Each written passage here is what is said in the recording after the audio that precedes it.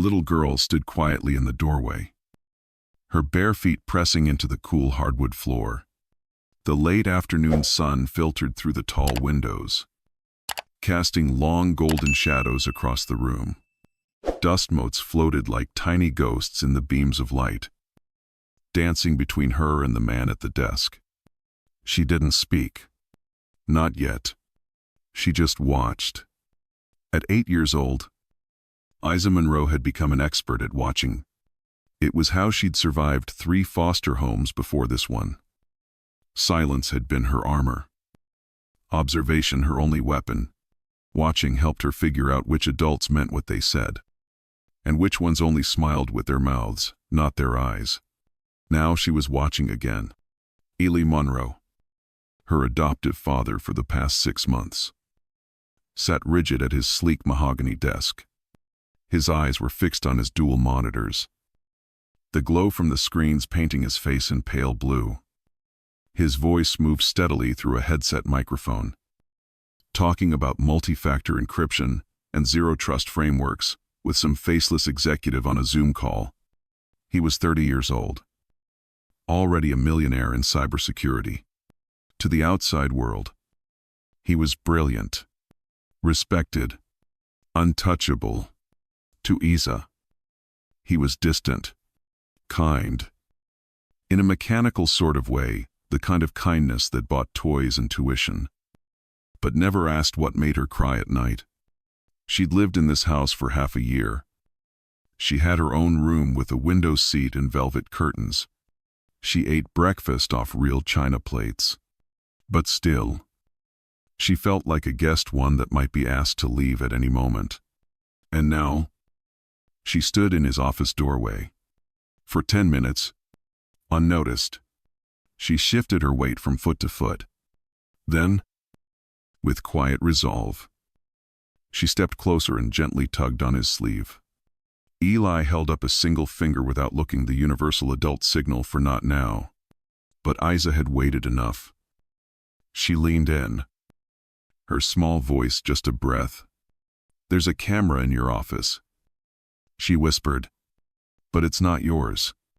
The reaction was instant. Eli's fingers froze mid-keystroke. His spine stiffened. The voice on the Zoom call kept talking. Unaware. But Eli heard only those 8 words, and suddenly, nothing in the room felt safe anymore. A child's whisper had just opened a door he didn't know existed. Isa Monroe had learned early that words were expensive, and silence was free. She'd spent most of her childhood in the spaces between voices, listening, watching, waiting. She'd seen how quickly the mood of a foster home could turn from kind to cruel, how an adult could smile while their hands clenched, how promises could be as fragile as soap bubbles. So Isa didn't talk much, but she watched everything. Now, 6 months into her new life with Eli Monroe, she still hadn't quite unpacked her fears. Sure, the house was beautiful, too beautiful. Really, like something out of a magazine. White marble floors, glass-paneled staircases, automatic lights that whispered on as you walked. It was a place built for function and control, just like the man who owned it. Eli Monroe, 30 years old, CEO of a cybersecurity firm so successful that government contracts practically begged for his attention. He was brilliant and distant. He'd adopted Isa through a quiet private process after reading about foster youth statistics in a business ethics article. When the paperwork cleared, he gave her a nameplate for her door, a set of passwords for her devices, and a perfectly decorated bedroom. He gave her everything, except himself. He was efficient, with affection, polite, present at major milestones, but emotionally absent. Still, Isa noticed things she always had, like how Eli always answered emails at 4:00 a.m., or how he kept 3 phones but only used 2, or how his eyes rarely left his screen except once. When Sabrina walked into the room, Sabrina had arrived 2 months ago.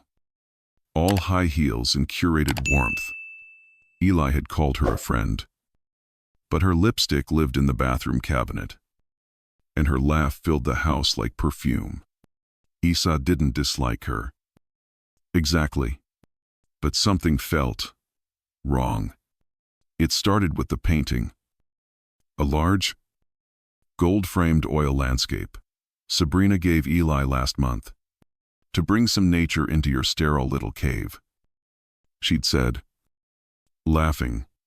Isa remembered Eli barely reacting, but the painting went up on the wall above the bookshelf that same night. And that's when Isa noticed it. At first, she thought it was just her imagination, a reflection. Maybe. But when she walked past the office at night, when the lights were off and Eli wasn't home, she saw it a tiny red blink. Rhythmic. Almost like a heartbeat. Tucked behind the edge of the frame.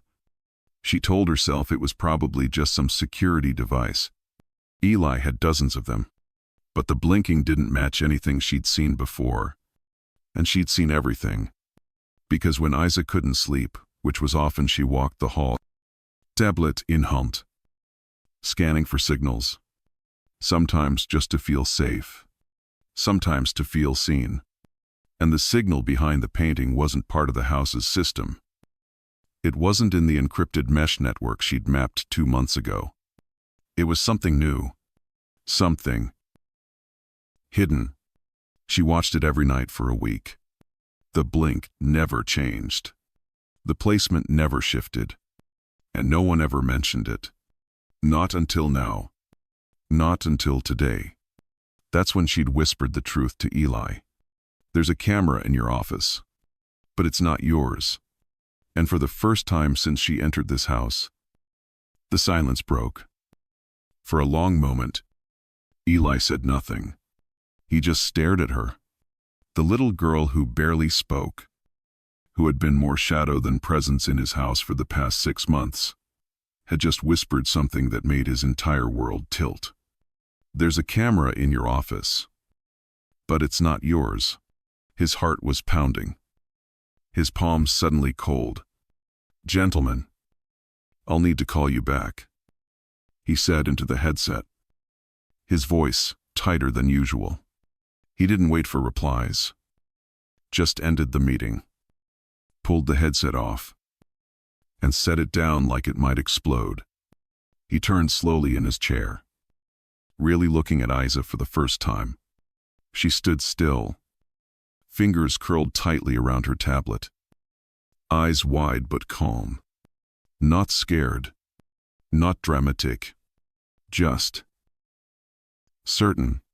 What did you see? He asked, trying to keep his voice steady. Isa walked forward without hesitation and held out the tablet. I've been scanning signals when I can't sleep, she said. At night. Your systems have a mesh encryption layer. But there are new signals that aren't yours. Ones that started showing up after Sabrina gave you the painting. She tapped her screen. A digital floor plan of the house appeared, overlaid with glowing dots, green for known devices, red for unknown. Eli blinked. How did you even get access to this? Isa shrugged. I watched you set up the router protocols last month. I copied what you did. Then I adapted it for signal monitoring. It wasn't hard. He didn't know whether to be alarmed or impressed. There. She pointed. Behind the painting. That's the first one I found. But there's more. This one's in the living room. Inside the vase Sabrina brought you last week. And that one's in your nightstand. Eli's mouth went dry. He zoomed in on the tablet, trying to cross-reference the MAC addresses she'd logged. These weren't glitches. These were live surveillance devices, broadcasting out. And they're not using your secured network. Isa added, they're on a frequency hop, but I traced one to a remote proxy near downtown. It's not commercial. Looks like a private relay. Ellie's head spun. How long have you been tracking these? Since she put up the painting, Isa said softly. I didn't want to say anything until I was sure. I thought maybe you knew about them. Maybe it was part of your system. It hit him then, not just the technical implications, but the emotional one. This little girl had uncovered what he, a world-class cybersecurity expert, had missed. She had been living in fear, unsure whether to trust her own eyes or his silence. And she had waited, because she thought he wouldn't believe her. He looked at her again. Really looked. You're sure about all this? He asked. She didn't blink. Yes. Eli leaned back in his chair, suddenly feeling like a man sitting in the middle of a minefield. Surveillance inside his home. Devices he didn't install. Hidden behind gifts from the woman he was falling in love with. The air felt thicker now, like the walls themselves were listening. He nodded slowly. Okay, he said. Show me everything. And for the first time, Isa smiled. A real smile. Not the polite one she used for adults, but the smile of someone who had finally been heard. Eli sat forward in his chair, elbows on his knees, hands clasped tightly as Isa stood beside him. Her small fingers slid across her tablet with the precision of someone who had done this dozens of times because she had. She wasn't just guessing. She had been watching, documenting, remembering. What else have you seen? Eli asked, his voice low. Isa didn't hesitate. She comes into the house when you're not here. Sometimes during the day, sometimes really early in the morning. She has a key, but she always acts surprised when I see her, like she forgot I'd be home.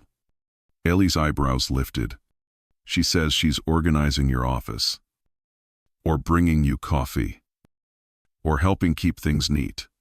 But she never really touches anything unless you're not around. Isa tapped her screen again, bringing up a series of time-stamped images taken from hallway motion sensors and light triggers. Eli recognized the pattern immediately. Sabrina arriving at odd hours, staying for 20, 30 minutes, sometimes more.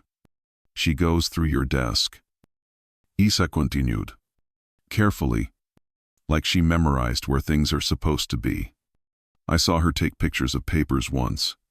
With a tiny black device smaller than a phone, she always puts things back exactly where they were. Eli felt his stomach twist.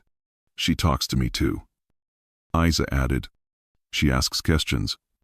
About your schedule. About when you leave for work. When you get back. What meetings you have. What friends you talk to on the phone. He clenched his fists. She makes it sound like she's just trying to get to know me better. Like she cares about me. Isa said softly. But she only asks about you. And she always acts a little different afterward, like she's filing it away. Eli stared at the floor, mind racing. Every detail Isa mentioned formed another piece of a puzzle, one he hadn't realized he was building until now.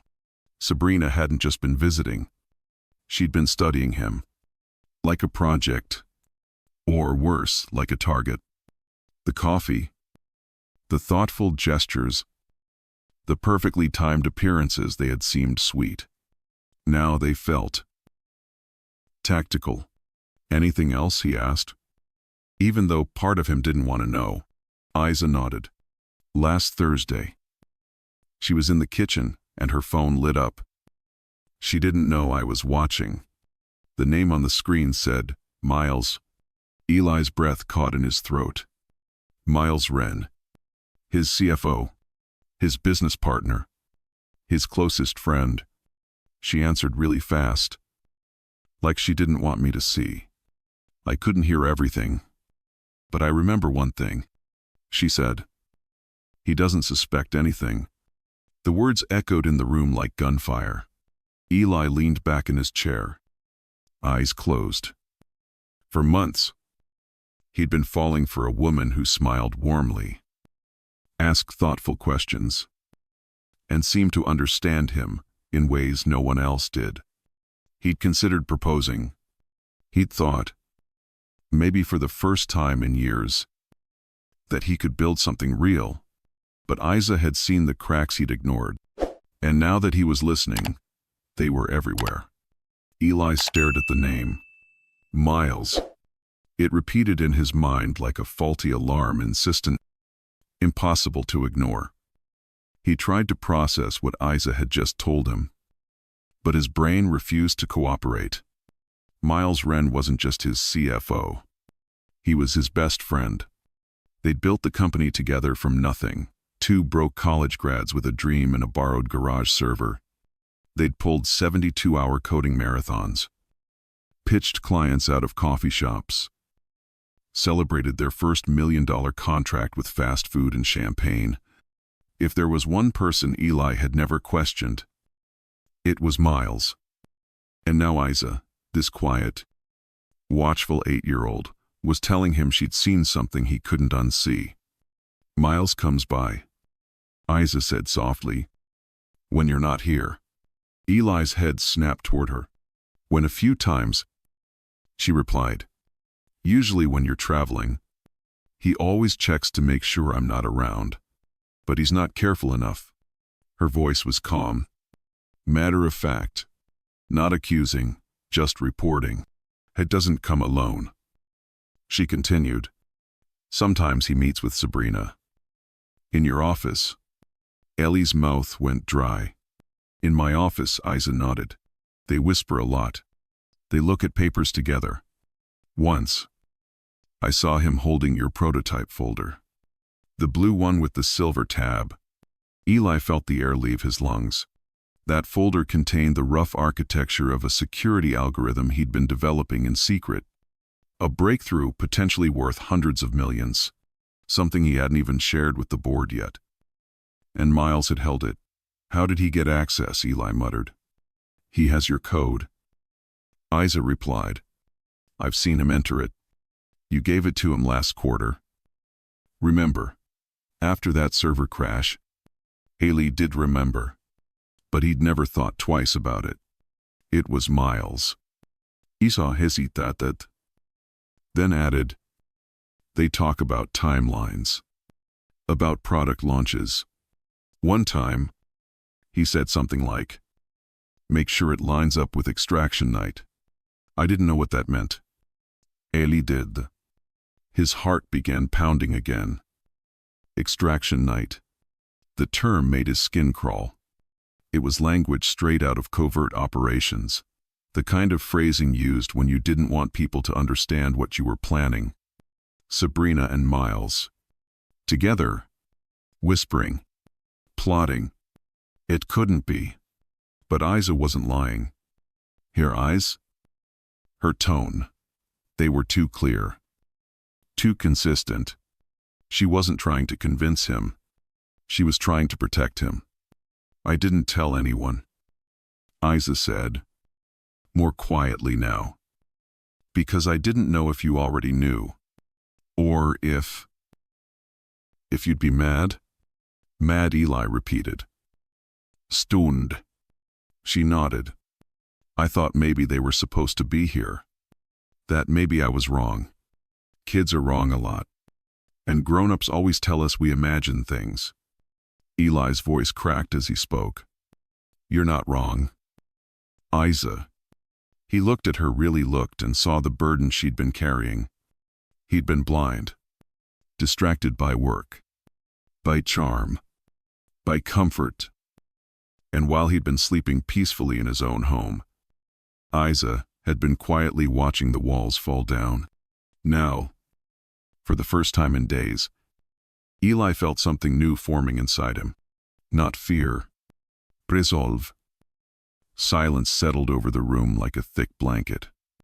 Eli leaned forward, his elbows on his knees, still reeling from what Isa had just shared. The betrayal. The surveillance. The quiet manipulations from people he thought he knew. It all swirled like a storm in his mind. But one question refused to go away. Isa, he said gently. Why didn't you tell me sooner? She didn't answer right away. Instead, she looked down at her shoes. One lace was untied. Her fingers traced the edge of the tablet case in small, nervous circles. She looked like a child again, not the sharp-eyed observer who had just unraveled a corporate-level espionage operation. When she finally spoke, her voice was barely above a whisper. Because adults don't usually believe kids. Especially kids like me. Eli's breath caught. Kids like you, he asked. Though he already understood. Isa nodded. Foster kids. We're always the ones who overreact, or make things up, or misunderstand. I've been moved around so many times that I stopped trying to explain things. People say they want to hear us. But they don't really listen. They already think they know the truth. She glanced up at him, her eyes shining with a sadness far too deep for an 8-year-old. So I watch instead. She continued. Because watching is safer than talking. And if I'm wrong, no one gets hurt. But if I'm right, then maybe I can stop something bad before it happens. Eli swallowed hard. He thought he was doing something good, adopting a child. Offering her safety. Opportunity. A future. But in his distance and busyness, he had missed something vital, the pain she didn't speak. The wisdom she carried like a hidden blade. He reached across the space between them and gently took her hand. I believe you, he said softly. I should have believed you sooner. I'm sorry I didn't listen. Isa stared at his hand in hers like it was something fragile, something she didn't know she was allowed to hold. Then slowly, she nodded. It's okay. She said, You're listening now. That hit Eli harder than any accusation. She hadn't asked him to be perfect. She hadn't demanded blind loyalty or forced belief. She just wanted someone to pay attention, to see her, to hear her. And now, she had his full attention. I want us to fix this, he said. Together. Isa's expression shifted. Her posture straightened just a little. Not because she was bracing herself, but because something in her had been heard. Seen. Validated. We will, she said. But we need help. Eli raised an eyebrow. Who do you have in mind, Josephine? Isa replied without hesitation. She's smart. She sees everything. And she listens. It was such a simple answer. And yet, so completely right. Eli nodded. Then we bring her in. Isa finally let out a breath she didn't know she'd been holding. And for the first time, she didn't feel like the lonely child no one believed. She felt like part of a team. The library smelled like old paper and quiet secrets. Eli had called for Josephine with a simple request. Please meet us in the library at 6. Don't ask questions yet, just come. And as always, she arrived precisely on time. She wore her usual pressed gray cardigan, sensible shoes, and wire-rimmed glasses perched low on her nose. Her silver hair was pulled neatly into a low bun. And her gaze, as always, was calm, direct, and quietly powerful. Josephine Chen had served the Monroe household for nearly 15 years. She had been Eli's parents' property manager. And after their passing, Eli had insisted she stay on. Not out of pity, but because Josephine was the one person who never missed a detail. Now, she stood at the edge of the library rug. Hands folded, her eyes moving slowly from Eli to Isa and back again. What's going on, she asked, her voice steady but curious. Eli glanced at Isa. You tell her. Isa nodded and began to speak slowly at first. Then with more confidence, she showed Josephine the tablet, the blinking signals, the camera locations, the data logs, the times Sabrina arrived when Eli was away, the meetings with Miles. Josephine listened without interruption. Not once did she question. Not once did she glance at Eli to verify. She just believed. When Isa finished, the older woman sat in one of the leather armchairs with the grace of someone settling into a war room. "I've been wondering about Miss Sabrina for some time," Josephine said finally. Her tone measured. There were things that didn't sit right. Eli leaned in. "Like what? She's too curious." Josephine replied, "About your business. Your routines. Your staff. She knows names she shouldn't. Mentions meetings you haven't announced." Eli's eyes narrowed. Josephine continued, "She watches people when they're not looking. Not like someone in love. Like someone collecting." Isa leaned forward. "You notice too." Josephine smiled gently at the girl. "You see everything, don't you, little one?" "Yes. I noticed. She takes calls in her car. Always with the windows up. I caught her once at 6 in the morning in your father's old office. Said she was looking for a book. But she was nowhere near the bookshelves. She's been planting surveillance devices." Eli said grimly. "Isa found 3 so far. And they're not just cameras, they're transmitting out." Josephine nodded. "Then I was right to trust my instincts." She paused, then added, "Miles came by last week. Didn't he? I saw his car. I assumed it was business." "It wasn't," Eli replied. "He's involved." A long silence fell between them. Then Josephine sat up straighter. "So, what's our next move?" There was no fear in her voice. "No hesitation. Just readiness." Eli looked between the two of them, a child and a woman 6 decades apart, and felt something strange rise in his chest. Hope. Because maybe, just maybe, the best defense wasn't walls or passwords. Maybe it was people who actually saw you. Eli had always thought Josephine was quiet because she preferred silence. Now, he realized she was quiet because she was watching. The woman sipped her tea calmly, but her eyes were sharp as ever. She sat like someone who'd waited a long time for this exact conversation. "I've kept records," she said without being asked. "Notes. Logs. Some camera stills from the driveway. Miles parks 3 houses down and walks in. He thinks no one notices. He's wrong." Isa blinked. "You saw that too," Josephine nodded. "And the way Sabrina sometimes leaves with envelopes in her coat pocket. Always the same coat. Always after she's been in your office." Ellie felt a chill. "What kind of envelopes?" "Padded. Thin. Business size. She handles them like something fragile." Josephine set her cup down and stood. She crossed to the far bookshelf, pressed her fingers against a panel, and with a soft click revealed a hidden drawer behind the spines. Inside a folder, thick, organized, tabbed by date. She laid it on the table. "I started keeping track when she began asking questions about Isa." Eli raised an eyebrow. "She asked about Isa subtle at first. Does she sleep well? What does she do after school? But then, has she ever been left home alone? And how secure is the house?" Isa's shoulders tensed. Eli clenched his jaw. "That's when I knew it wasn't just about romance or ambition." Josephine continued. She was probing. "And Miles, he's not just helping her. He's protecting her." Eli shook his head.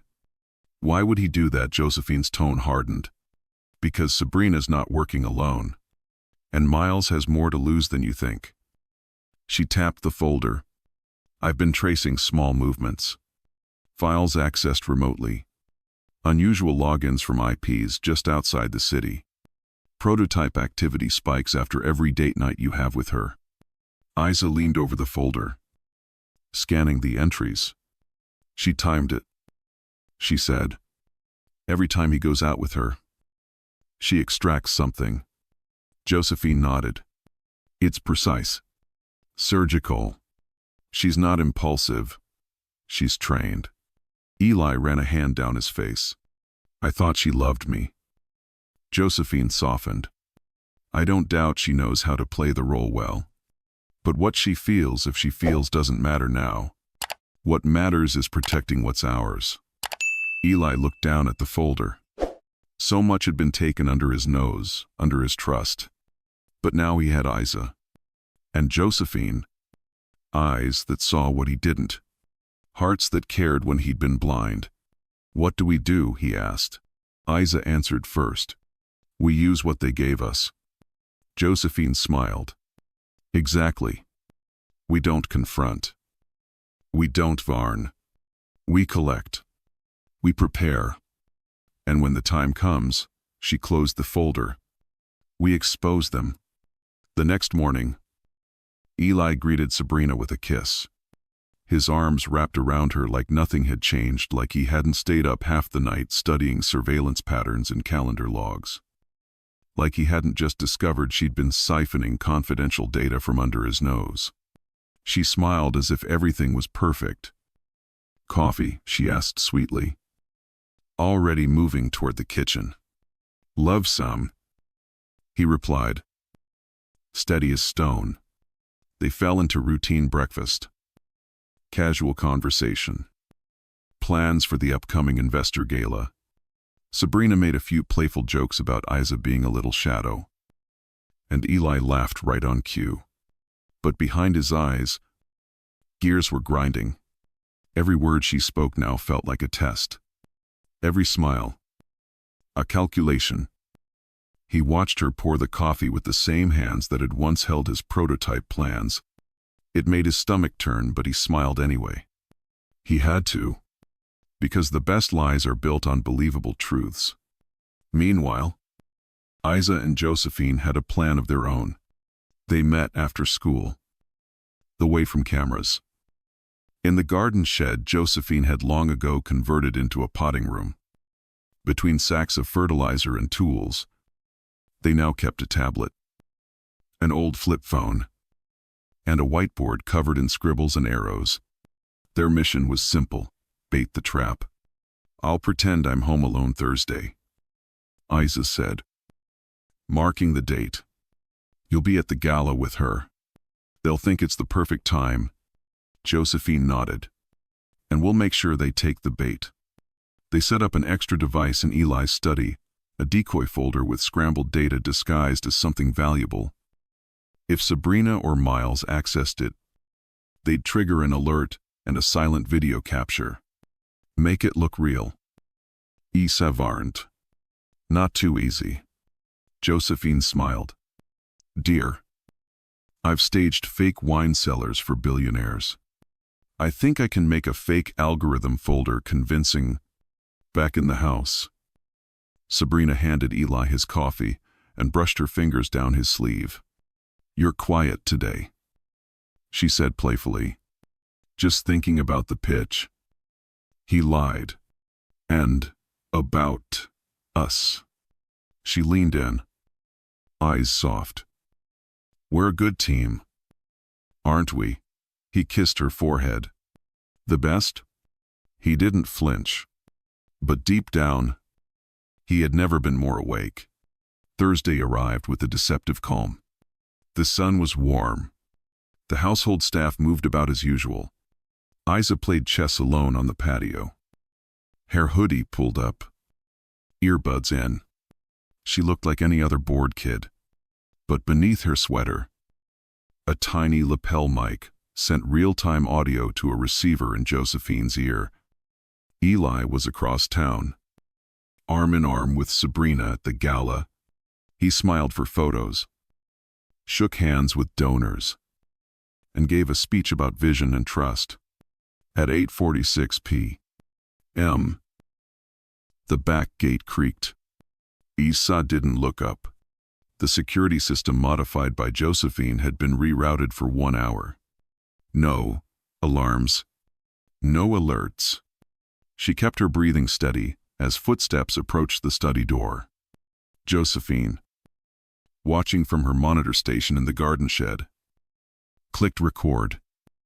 Inside the house, Miles slipped through the hall in black. Sabrina followed, dressed casually. No heels. No makeup, just efficiency. She's alone? Miles asked. Sabrina nodded. Eli's still giving his toast. You sure this is the one, he asked, holding up a USB. I copied the directory myself. She replied. It'll look like prototype data. Enough to force a sale. Perfect. Miles said. Let's make it quick. They entered Eli's study. Isa counted silently. 1, 2, 3. Then she tapped her smartwatch. The decoy folder opened. As Miles plugged in the USB, a silent program activated screen capture, keystroke log, geotag stamp, everything time-stamped, stored, encrypted. Josephine smiled. Got you, she whispered. Miles grunted. Why is it taking so long? Sabrina frowned. It's usually faster. Maybe it's the encryption. Or maybe, Isa said, appearing in the doorway. You've been played. They froze. Sabrina spun. Isa, what? Save it. Isa said, stepping inside. We know. About the cameras. The files. Miles. All of it. Miles surged forward. Where's Eli watching this live? Isa replied. Along with the security firm and 3 lawyers. Sabrina's jaw tightened. Guess you're not so quiet after all. She muttered. Isa tilted her head.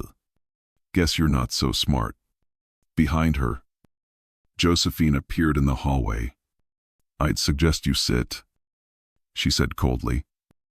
You're about to be formally charged with federal-level corporate espionage. Miles laughed a nervous, high-pitched sound.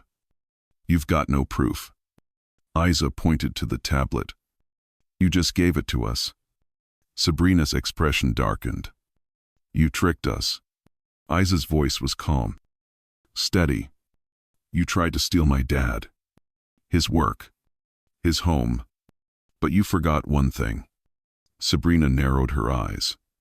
What, I don't miss anything. And with that, Esau pressed send. At night, Eli didn't speak when he returned home. He just looked at Isa, really looked, and pulled her into the kind of hug that didn't need words. The kind that said, you saw what I couldn't. And I'm proud of you. Sabrina and Miles were escorted off the property in silence. The weight of their betrayal, heavier than any siren. There were no dramatic shouts. No final threats. Just truth. Quiet. Cold. Unforgiving. But this isn't the end. Not yet. Because the damage they caused goes deeper than stolen files. And as Eli digs through the ashes of trust, he begins to uncover something even darker. Something that started long before Sabrina ever walked into his life. And Isa brave. Brilliant. Isa might be the only one who can help him face it. Because sometimes, family isn't who shares your blood. It's who watches over you when you're too blind to see. And sometimes, it takes a whisper to expose a lie. If this story moved you, if you felt that twist in your chest when Isa stood in that doorway, we want to hear from you. Drop a comment below. What would you have done if you were in her shoes? And if you're ready to find out what secrets Eli's company and his heart are still hiding, don't forget to subscribe, hit the bell, and join us next week for episode 2, The Whisper That Shook the Boardroom. We promise the storm is just beginning.